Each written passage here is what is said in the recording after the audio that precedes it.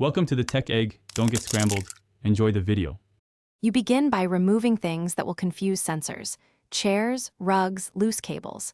Next, power cycle your headset and tracking stations so they start fresh. This often clears transient errors. Open the boundary or guardian tool and select the correct mode for your space: room scale if you move around, stationary if seated. As you draw the boundary, keep the controller steady and describe the play area edges slowly. Once done, make sure to save the boundary and confirm the system shows green tracking. You now refine tracking and camera settings to eliminate boundary jumps.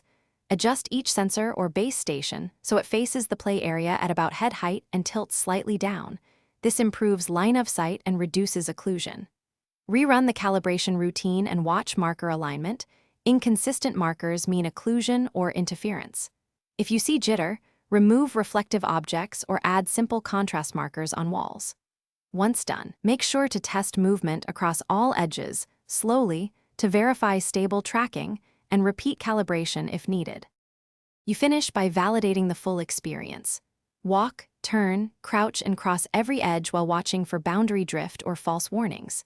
If the boundary still misaligns, update headset and sensor firmware, reboot devices, and try a different USB port or power outlet to rule out bandwidth or power issues. As a focused troubleshooting step, toggle the guardian or boundary remapping option, then redraw the boundary from scratch. This forces the system to rebuild its internal play area map.